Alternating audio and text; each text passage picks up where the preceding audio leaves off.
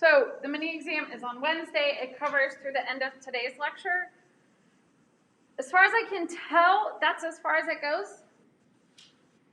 So it will be the structures of molecules, both large and small. It will include Lewis dot, Vesper, hybridization, which we'll talk about today, delta H reaction using bond enthalpy, and polarity of molecules.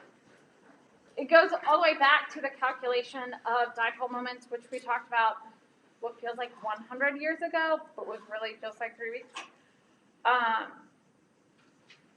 Your ALEX assignments are due at the start of the final exam, which I believe is on the Wednesday at 3 o'clock.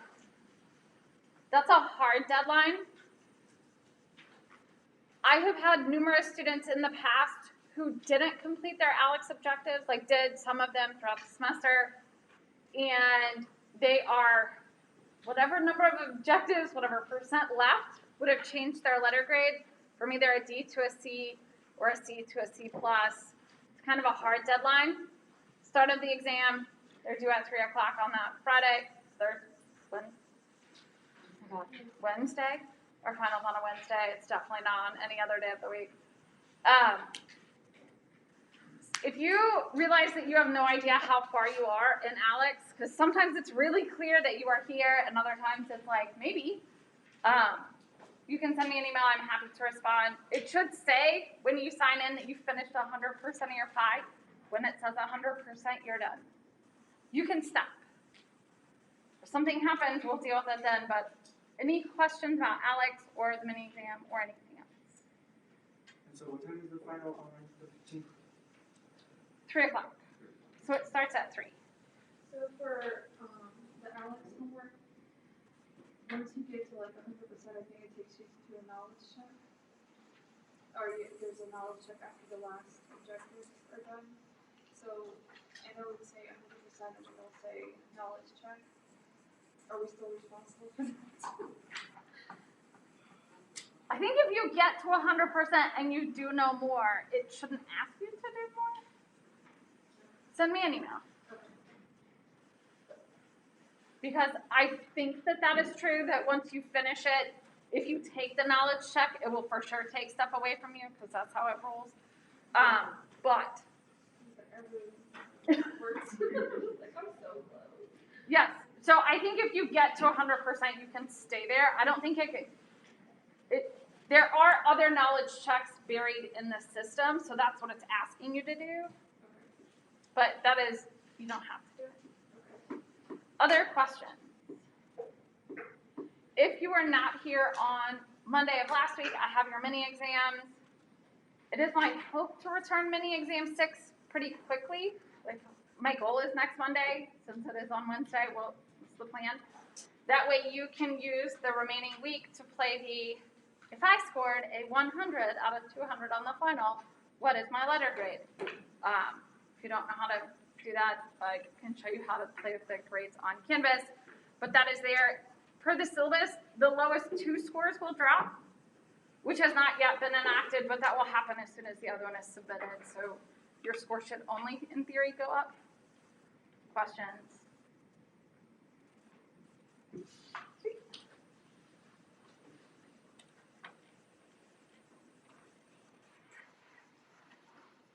Today we are going to do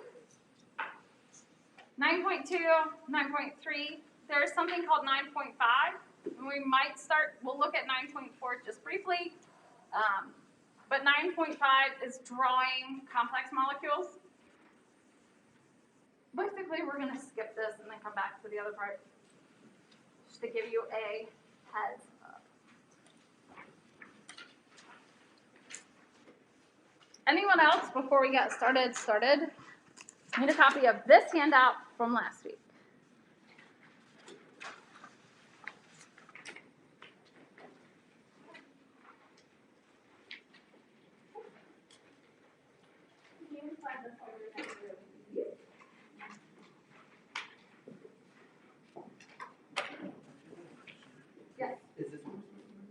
Yes, you need to memorize that sheet.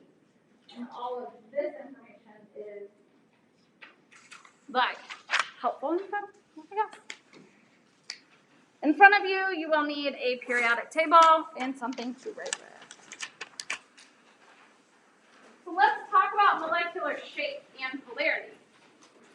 If we think about two bonds, a carbon-oxygen bond and an oxygen-hydrogen bond. Based on the electronegativity trends, are both of these bonds polar? Or are either of these bonds polar? If you're like, ooh, electronegativity,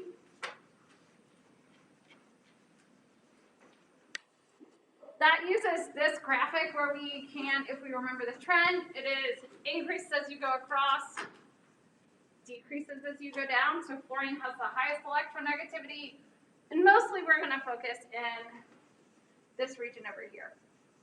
So the separation between two, so it's a subtraction, so oxygen 3.5 minus carbon 2.5, which is 1, and 3.5 minus 2.1. Both of these are polar.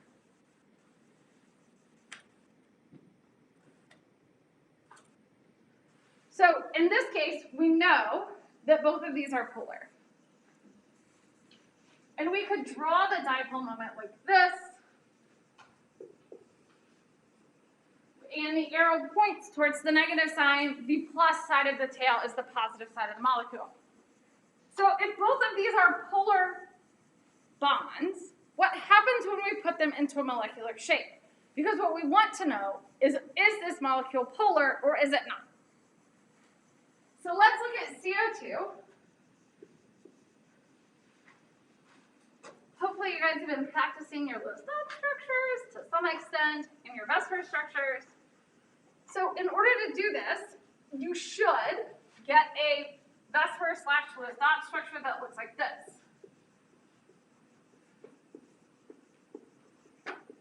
So for CO2, we have two polar bonds. A CO that goes this way, and a CO that goes this way. So the question we want to ask ourselves is this molecule polar? Polar meaning, does it have an overall dipole moment? The reason chemists care, or biochemists, or future doctors, or dentists, or really anything that you're in here, you need this class. So the overall molecular shape and polarity can affect how it interacts with other molecules. If you do organic synthesis, like you might do in organic chemistry, the polarity of the solvent, so the mixture, can affect the stability of your compound.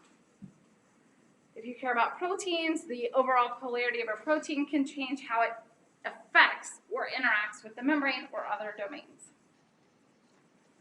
All of that is to say, with CO2, we have two polar bonds, but they're pulling like this. They're both the same pulling like this. So it turns out that those two different dipole moments cancel each other out and create a nonpolar molecule. Now, some of you either have taken physics, vaguely remember things called vector math, or feel like, how do you add arrows together? We're not going to add them together any more than like, are they the same but opposite? We're not going to spend a lot of time looking at something where we have 10 different bonds and ask for them. Mostly they would be symmetric or non-symmetric. We need them if they pull equivalently and they are equivalently spaced in multiple directions. That is usually a nonpolar molecule. If they are uneven, then it could be polar. So let's look at OH. We see this in H2O, where oxygen is our central atom, and we get a structure that looks like this.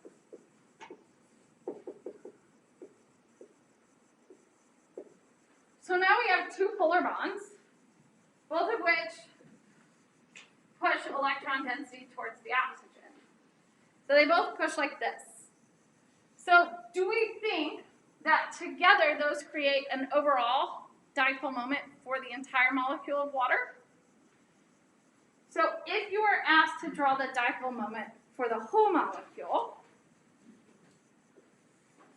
it looks like this, where you have a delta minus on this end and a delta plus on this end.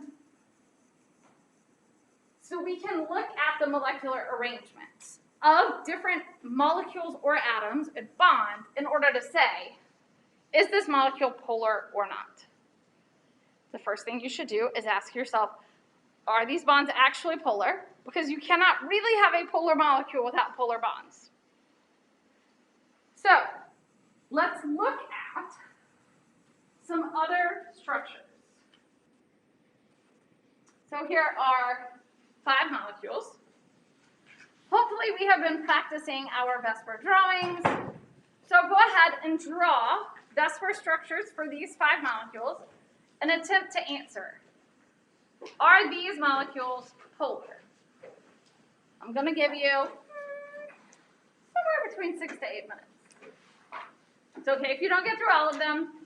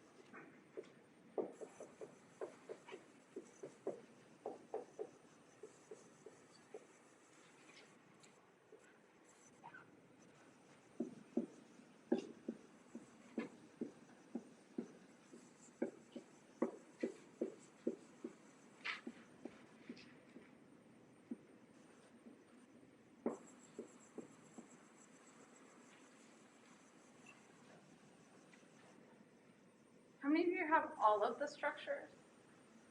Great. So as we start to look at these, they're composed of a substantial number of polar bonds. So if we start with hydrochloric acid, or HCl, all the way over here, is that molecule polar? Technically, I mean, yes, but it's only one bond, so it makes it a little bit easier as long as you have a dipole moment. The molecular bond, the molecular dipole is the same. So when we look at carbon tetrachloride, which is carbon with 4 chlorides, so the next one, is this molecule polar? No. Is the carbon chloride bond polar? Yes. So we have 4 polar bonds that all point in these directions.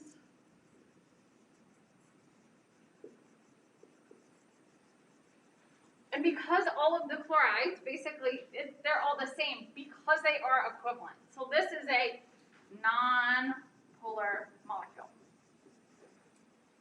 So when we look at ammonia, what is the molecular shape of ammonia?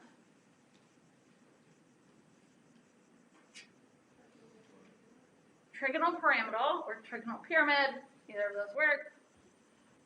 So is this molecule polar? So in this case, all of these push electron density towards the nitrogen. So the overall polar molecule is this way. So this is a polar molecule. Now there are 3 equivalent bonds, but because there is no fourth, in order to counteract that, so in that case, this molecule is polar because of the arrangement of the bonds. So what about CH3Cl? Is that molecule going to be polar?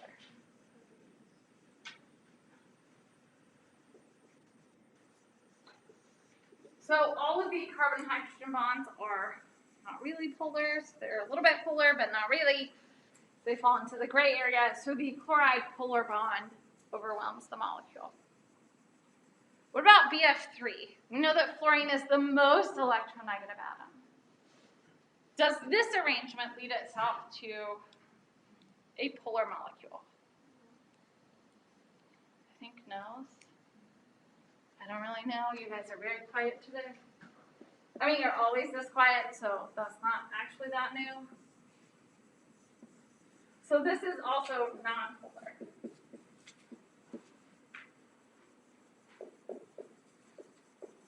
So in order to determine the polarity, you need to have a thus-far structure. You need to know which bonds are polar. Regardless of how polar the bond is, it matters the arrangement of the bonds to one another.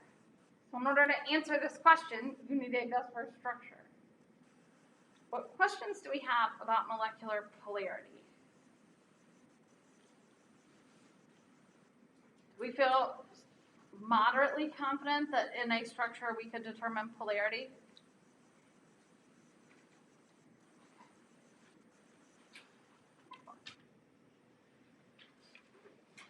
So next, we're going to talk about covalent bonding and hybrid orbitals. So what makes something a covalent bond?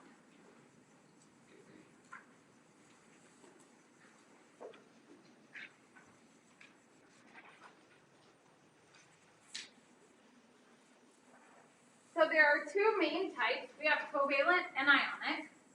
Ionic bonds are non-metal and metal, and a covalent bond is a bond between a non-metal and a metal. So we can have polar or non-polar bonds, but either way, what we have is orbital overlap. In an ionic bond, they give up electrons or take electrons, so they don't really have an internuclear bond. So a covalent bond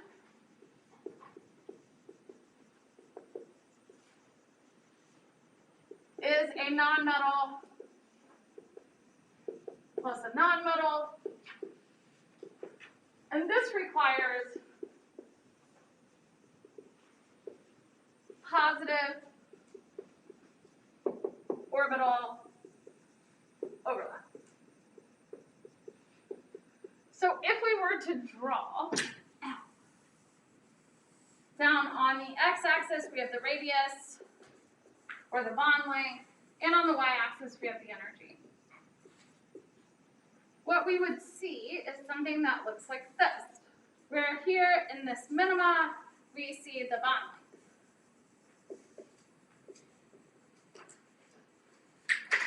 If we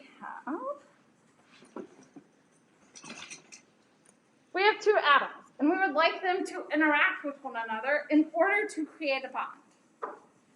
They need to be in proximity with one another. This is what we're going to consider the optimum bond length. They are the ideal distance apart to basically try to counteract the nuclear repulsion. If you shove two magnets together, you have two options. One, if they're both, magnets either go together or they don't. When they are the not go together time, they are repelled. The other time, they are attracted. So you have to balance the attraction of the two molecules as well as the nuclear repulsion. Now, this is 0. That would mean that you would take the two nuclei and shove them into each other completely. One, that requires a lot of energy, and two, it's not really likely. So what you have is an explosion on the energy diagram that basically says, not so much. But if they're way out here, these two nuclei don't sense or interact with each other. So they need to be somewhere where the attraction and repulsion is minimized. That is considered this bond length. So here is where we see covalent bonds. Ionic bonds don't actually, their graphic doesn't look like this, so we really only see this for ionic bonds. So in this case, we have positive orbital overlap. So if we think about H2, we know that it has two valence electrons, and we know that the structure looks like this, where we have two electrons creating a bond. What does the 1s orbital look like? It's a circle or a sphere. So we have two spheres, and we need these two things to overlap. So what you end up with is a positive region of overlap here in a Venn diagram or whatever else you want to think about. This positive overlap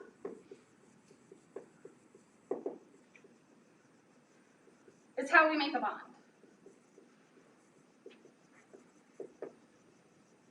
And we see this in 100% of molecules where we get bonds. Questions about orbital overlap or covalent bonds?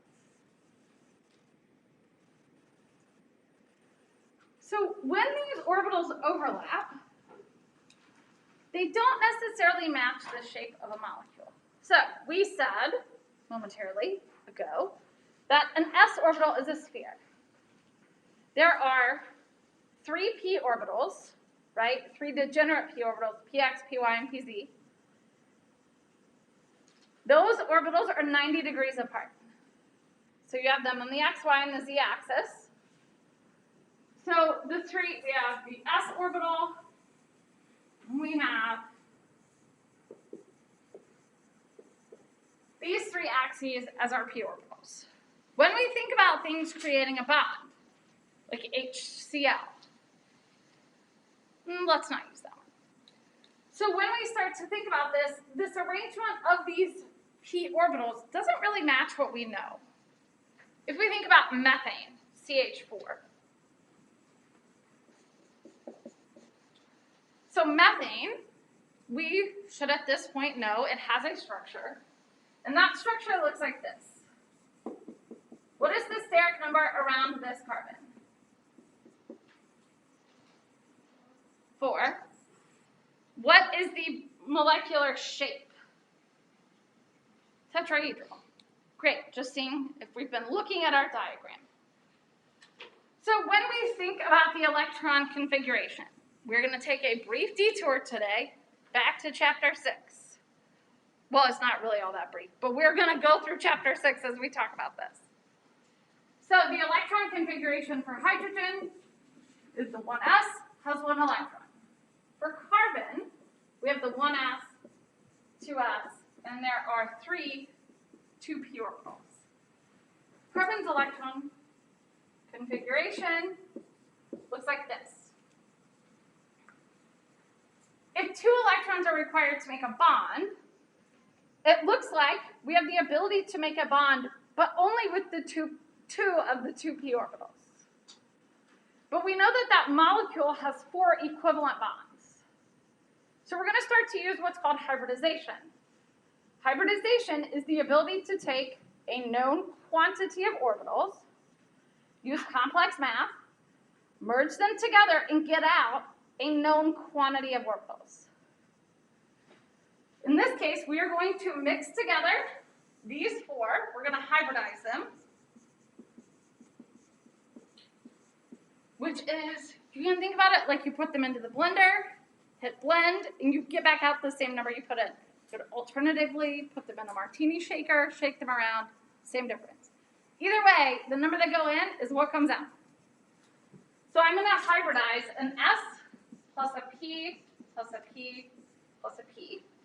And when we do that, we get the 1s, and we get 4 equivalent orbitals that we call sp3. This sp3 indicates that you added together 1s and 3p orbitals, give you the sp3 orbitals. Now we can follow Hund's rules and all of the other rules from chapter 6. When we do that, we see that there are 4 degenerate, meaning the same energy, bond orbitals, but they all have only 1 electron, so they're all readily available to accept 1 electron from the hydrogen. So, hybridization, we're going to take not a long detour, but I will show you what the questions will look like on the mini exam. Why would we add 3 P's if there's only 2 over there? So there are 2 electrons in 2 of the 3p orbitals. And the reason we add 3 is because you need to mix together the number of orbitals to match what you see in the structure. So if you remember back, we learned Lewis dot structures, and then I said these are great, but they don't tell us about 3D shape. Vesper structures are great, but they don't tell us where the electrons are. So we're just adding in a new layer to this story. These all tie together, I promise, even though it feels like right now they don't. So to create methane, we have to create sp3 hybridized orbitals. So let's look at a different steric number 4 orbital.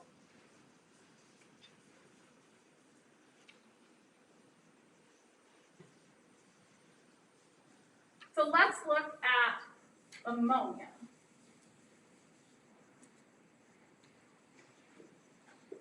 So NH3.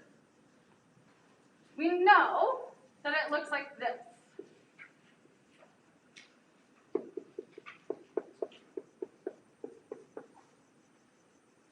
We know that we need 4 orbitals that are roughly equivalent in order to create this molecule around nitrogen. So the nitrogen electrons are 1s, 2s, 2p, and we see this.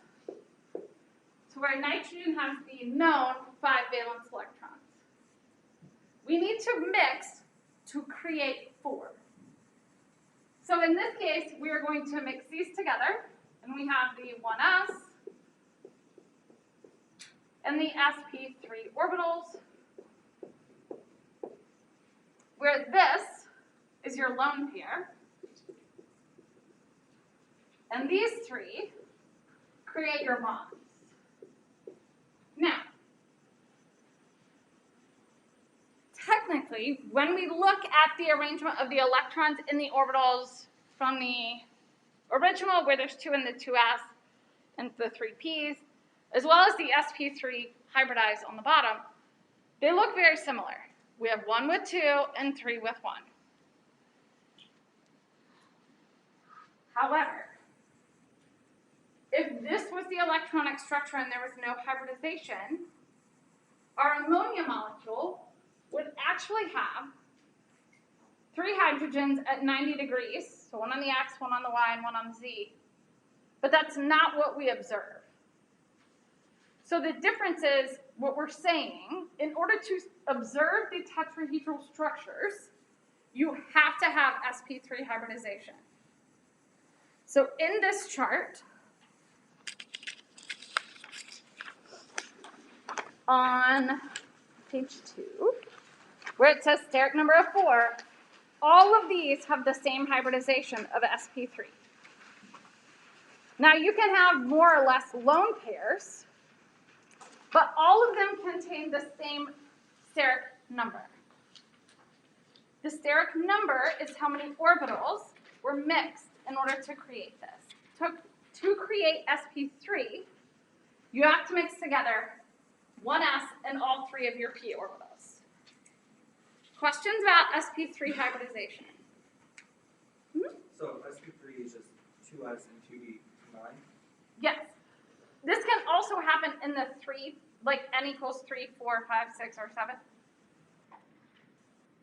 The 3 at the end where it says sp3 means that it is that we mix together all 3 of the p orbitals.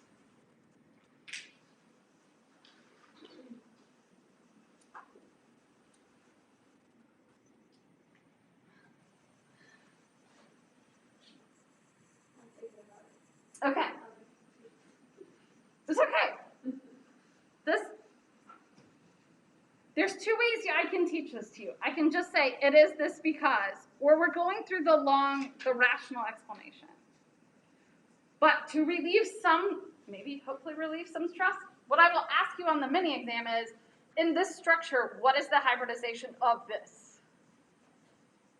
All of this is to prove to you where that comes from. So let's look at BF3. We have a boron in the center, and we have these 3 fluorines.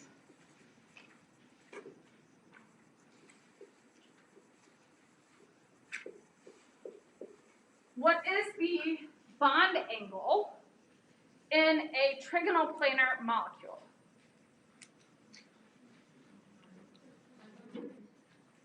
I think I heard 120, but by many people in different non-harmony. So the sp3 hybridization gave us 109.5. So we need something different. So let's look at the electronic structure of boron. We have the 1s, the 2s, and the 2p orbitals. And boron has 3 valence electrons, so we know it has this electronic structure or configuration. We need 3 equivalent orbitals, which means we have to mix together 3 orbitals. So we're going to mix together the s orbital and 2 of the 3 p's. So we have the 1s, the sp2, and the 2p. These 3 are a mix of the s plus 1p plus the second p.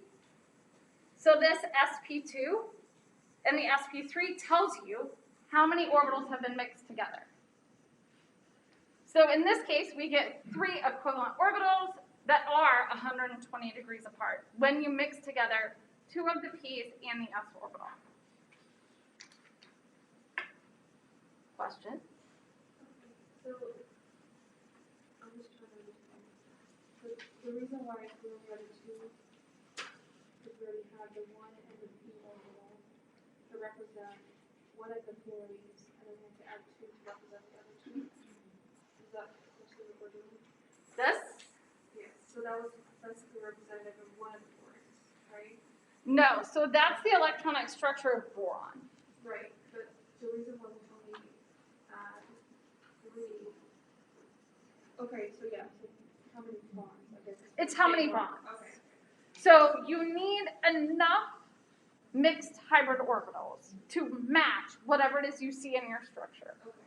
So the p orbitals are, the 1s is the boron that we have. This is the core. Right. And then that's. These are now our bonding orbitals. It's important to remember that these are here, but we're going to use this when we start to talk in the next section, in whatever. We will talk about what the pure p orbitals do and why it's important that we don't just mix them in and not use them. But that will always be the core, but that's what we're working off of, right? This. Well, this, I guess in total. Yes, so we think about the hybridization for the central atom. You can get hybridization of multiple atoms in larger molecules, but we're going to start with small molecules. So if you have a steric number of 3, is always going to be sp2 hybridized.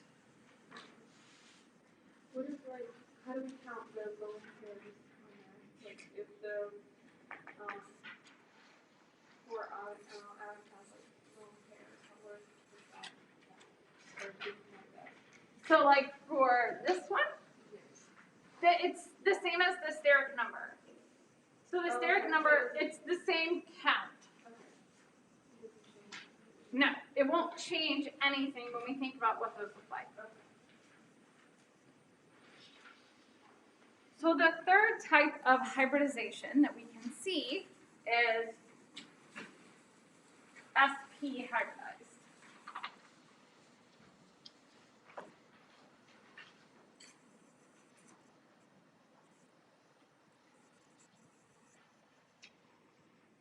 Let's look at, hold on.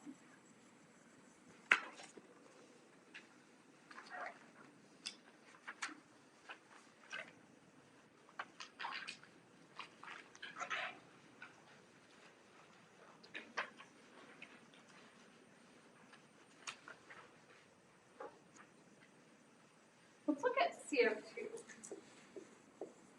So we have carbon, oxygen. So well, I just erased it, but carbon has the 1s, 2s, 2p, and we see this arrangement. The steric number of carbon tells us that we need to create 2 orbitals. So in this case, what we're going to see, we're going to mix together these 2 to where we have the 1s, the sp, and the 2p orbitals. Historically, for reasons that no one quite understands, when we talk about these hybrid orbitals, they tend to lose the n equals number. It is still there. We just don't tend to call these the two sp. We just call them the sp hybridized. So here we can redistribute our same electrons.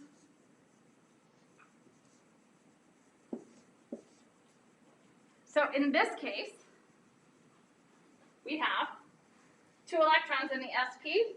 These will create our bonds. These are going to create our double bonds.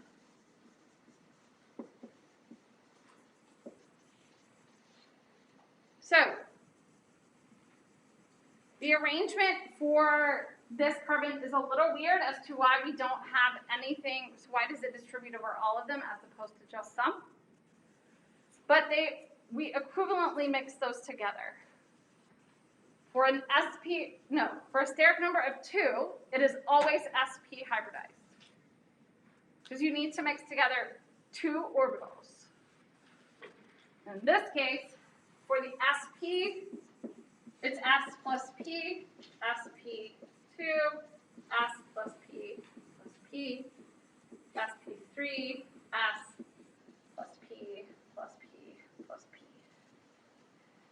This information, a steric number of 2, steric number 3, and steric number 4.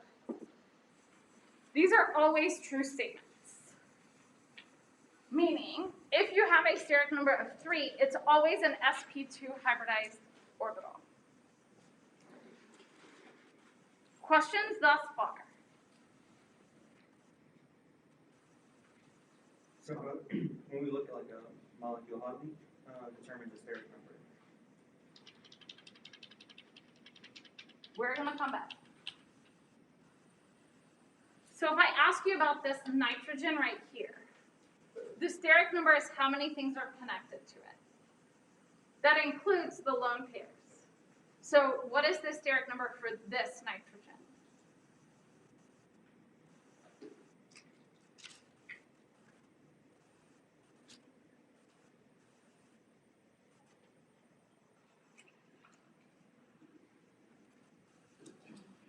Oh, okay. So if the steric number is 4, what is the hybridization?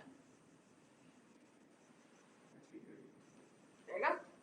That's all it is. So we go through all of this because in the next, not next section, but the next, whatever, the next section in the book talks about where double bonds come from.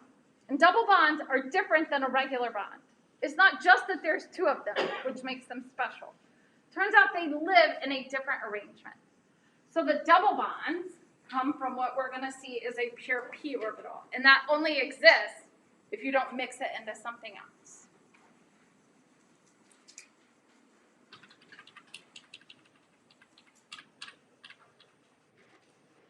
So while I have drawn CO2 and BF3 on the board already, what is the hybridization of the sulfur atom in H2S?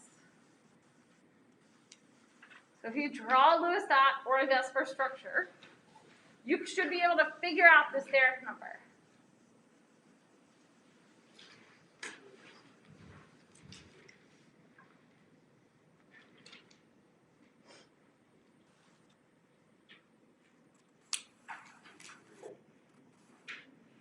Uh-huh.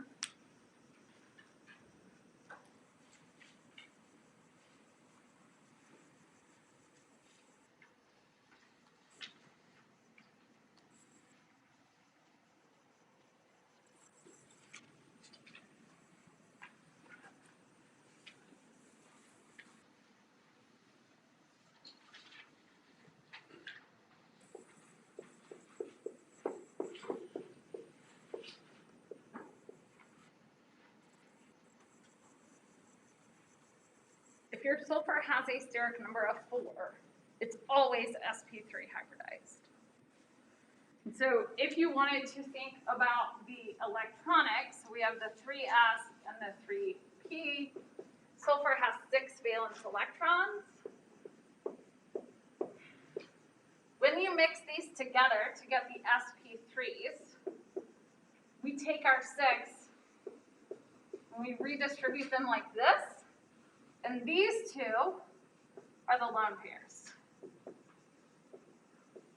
And these 2 are ready and not available for bonding, but they are the ones that give rise to the bonding structures. So we've spent many minutes talking about hybridization for steric numbers 2, 3, and 4. So let's spend a second to think about what happens if you have SF5. Something where it doesn't have a steric number of 4 or less. We know that these molecules exist. It turns out because we can detect them. So we have things like PF5, SF6. We know these exist, and they have a steric number greater than 5 or greater than 4. So these molecules have what's called hypervalency. They can expand their octet, and once they do that, what we said was they have access to the d orbitals. It is a in different atoms in different places, the mixing is consistent, where you just mix in a d orbital and go on. But there are other scientists and there's other data that says that it isn't a mixing of the sp and d orbitals. So in this class, hybridization only occurs for s and p orbitals. There are no dehybridizations. So hybridization in your chart for steric numbers 5 and 6, you could just draw a big fat line through those columns. I am aware that in lab, some of you may have been taught that steric numbers of 6 are sp3d2. Yeah, you could just ignore that. For the purposes of this class, where I write the assessments, steric numbers are, or the hybridization only occurs for s and p orbitals. The math kind of collapses, so the hybridization for those complexes actually follows a different set of rules, which we are not talking about in this semester. So what questions do we have about hybridization? On the mini exam on Wednesday, I will ask you, what is the hybridization of this atom? All of this, I'm not going to ask you to do that. This information is very important. How many orbitals did you mix together? The number n is the number n. That's important. But this part, this is more of a, I don't want to call it a proof of concept, but to show you where that info came from. I'm not going to ask you to do this. I will say, so we are going to predict the hybridization of a large molecule. So we are skipping ahead to 9.5, so if you flip forward several pages in your packet. These are the guidelines that I handed you on a handout. So for acetic acid, the oxygen here, I want you to think about what the hybridization is of this oxygen and this oxygen while I erase the word.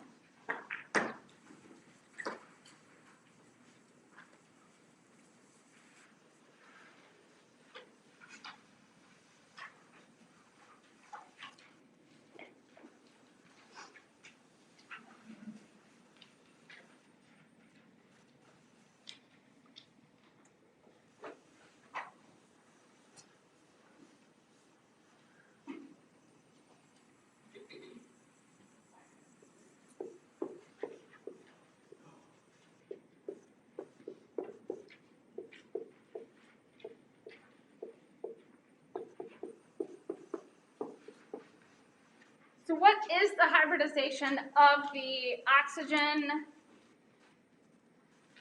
here? sp2, what about this one? sp3. So when you're asked for the hybridization, it can be calculated or determined from the Lewis dot structure. So the other thing I will ask you to do is I will give you a Lewis dot structure of a larger molecule and ask you to determine the Vesper structure.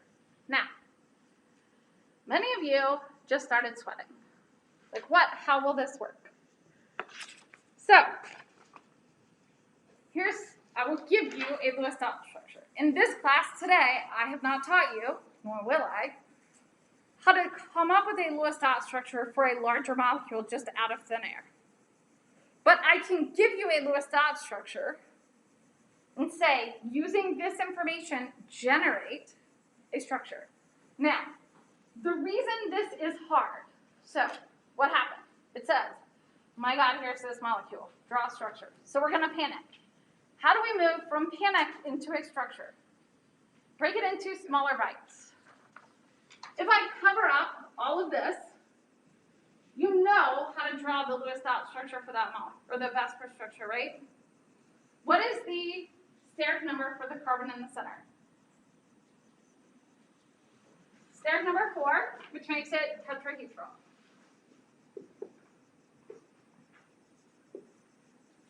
I just labeled these. I would do it up there, but it turns out I can't draw on that board.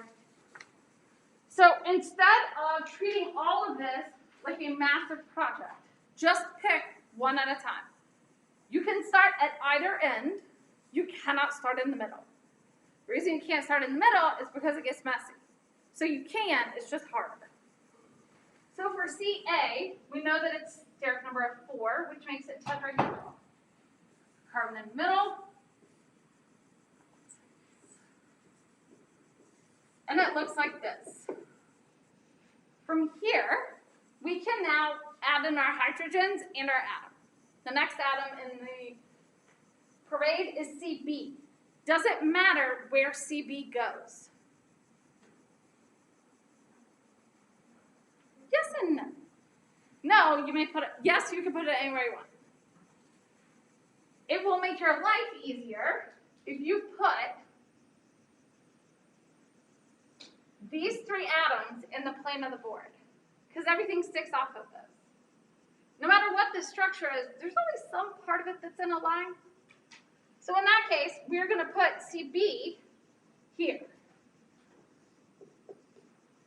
Now we're going to put our hydrogens out here. So what is the steric number of CB? Steric number of 3. The bond angles for something that is a steric number of 3 are trigonal planar 120, which means that somewhere around here we need to add 2 other bonds. I'm going to put them here and here. Does it matter which oxygen is which in this molecule? No, they're all on the plane of the board. I'm going to put O2 here and O1 here. So O1 has a steric number also of 3. So we can put our lone pairs out like this. Terminal atoms, we don't always include this. I will accept it either way. Terminal atoms, it turns out, don't actually get the same, well, that one does, but some terminal atoms don't have hybridization. O2, what is the steric number of O2? 4, tetrahedral. Oops. So it looks something like this.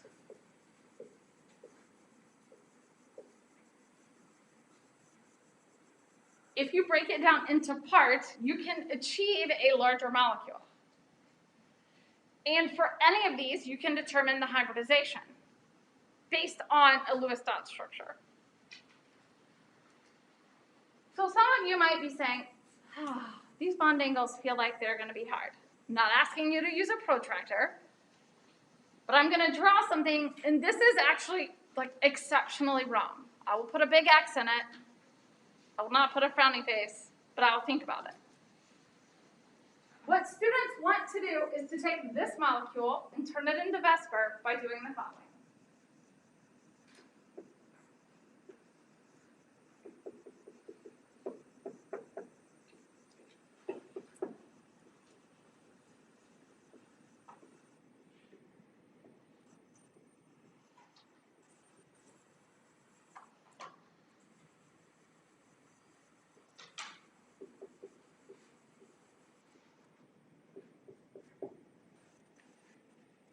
These are all 90-degree angles. We spent a long time talking about how there are no 90-degree angles. Well, I appreciate that you did notice that these should have some level of wedges and dashes. You need to be somewhere between this and this. There are no linear bond angles except in octahedral. And those are larger molecules, which are actually not part of this type of thing. So this is an absolutely please do not. We need to make some effort for this. I'm not going to use a protractor. I don't really know how to use them. They always confuse me. You just need to be roughly in the right vicinity. Questions?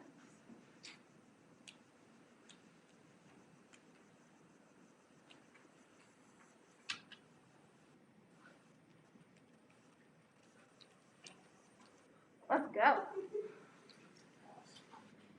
There's 2 of these. So I will give you 5 or 6 minutes to tackle this one. The second one you can do at home. We'll draw on the board first thing on Wednesday.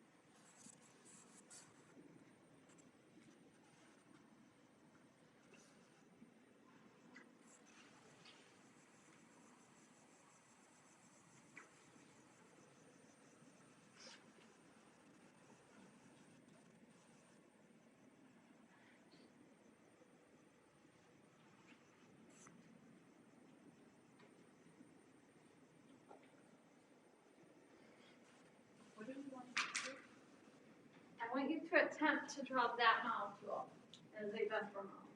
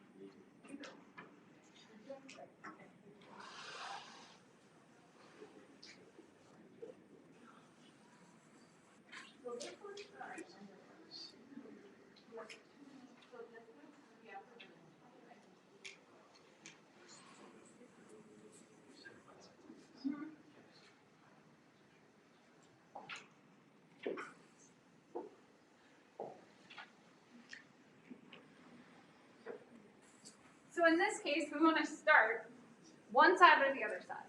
On the exam, I would recommend that you number them or give them circles or squares, or whatever it is that makes you happy. You need some way to make sure that you are tracking along in the same direction. So I'm going to start with the nitrogen and go all the way across. So we have a nitrogen here. We know that it's a base tetrahedral. So I'm going to put my lone pair at the top. We have these two hydrogens, and next is a carbon. So that carbon is also tetrahedral. So it looks like this. So we have connected to that, we have another carbon, a hydrogen, and a carbon. You can put them anywhere you like. When I look at this molecule, I can see it in 3D. So I will make some choices that get me to what I want it to look like in the end. You can put any of them anywhere you like. So I'm going to put the hydrogen here, the other one carbon here, and one carbon here. This is the one that goes down. So the question becomes, what does this actually look like? What do we do once we already have a wedge? So you can have two lines on a wedge. So in that case, I'm going to put them to the same type of orientation that we would have seen before. And they look like this. Now, this is starting to look a little messy. Messy isn't bad. That's kind of how it looks. So from here, we're going to go this way. This carbon has a steric number of 3. So we're going to give 120 degree bond angles. This last, what do we have over here? An oxygen has a steric number of 3, 4, and it looks like this. This one you could actually do either or. You could either use the lines to give it a steric number of 3, or you can leave the lone pairs next to it.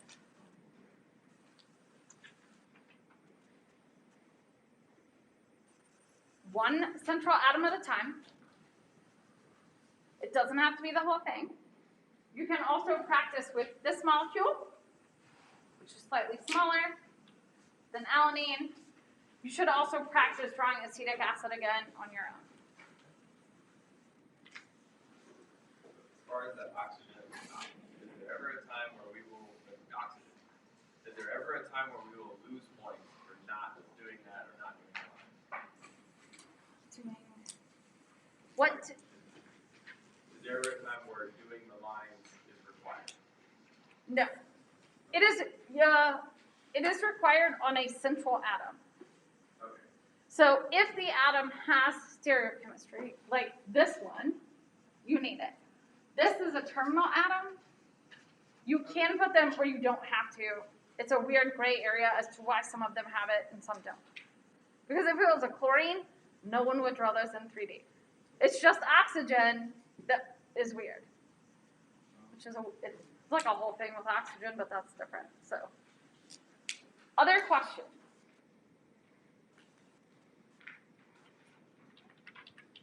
So, for the next, I don't know, 5 to 10 minutes, let's talk about multiple bonds. So we're going to go back to CO2, which I feel like I just erased off the board. So we have CO2, we have a structure that looks like this.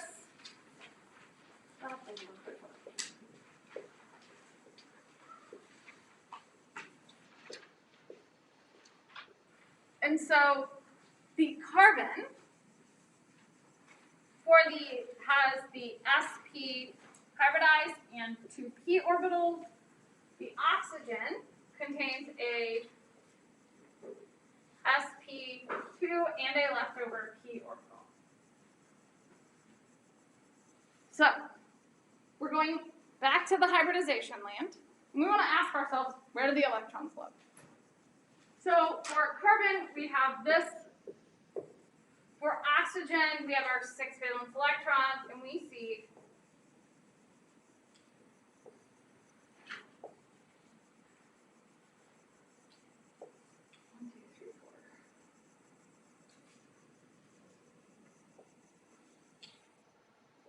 we see this. Right, 2, 4, 6. Yeah. So, one, oxygen's a little weird. There has to be one left in the p orbitals. It turns out that sometimes they mix together filled orbitals, and sometimes they mix together empty orbitals. We know, based on the steric number of 3, that it did mix together the sp, an s and 2 p's, and it left a p orbital. And then for carbon, we have this. We know that these orbitals lead to bonds, as do these. So this is the bond here, and the 2 lone pairs. We have a single electron left in the p orbital. So these sp hybridized orbitals live along what's called the internuclear axis. The internuclear axis is if we have 2 elements together, we have literally a line between the 2 nuclei. P orbitals are at 90 degrees, s orbitals are spheres. So the leftover p orbitals live perpendicular, which means straight up and down, or above the internuclear axis. So we could annotate those like this. So we have something that looks, I was really quite hopeful that that was not going to do that when I was on camera. So we have these leftover p orbitals, but they overlap in this direction. That overlap is going to lead to the same type of positive overlap that we've already seen. It turns out that we really talked a lot about what we're going to start calling sigma orbitals. A sigma orbital is a fancy name for a single bond. So this one of these bonds is along the nucleus.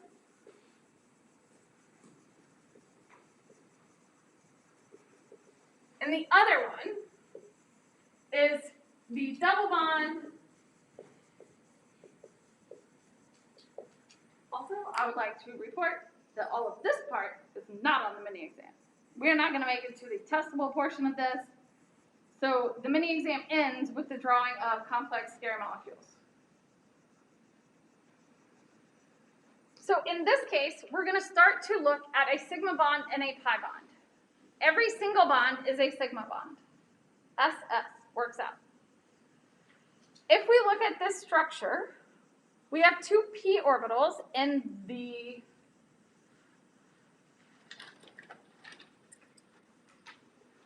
over here. There were two p orbitals, and they've merged together to create a pi bond, which is kind of like a hamburger bun. We have no electron density along the internuclear axis. So p orbitals and pi bonds are above the internuclear axis.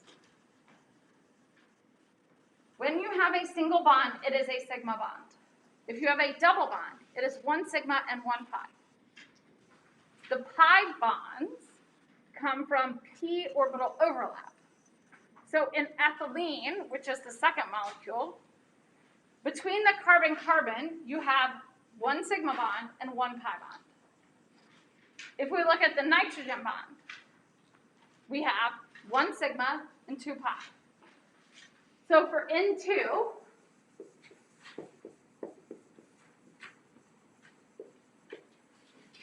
each nitrogen has a steric number of 2, so we can mix those orbitals together. So we get the sp and the leftover 2p.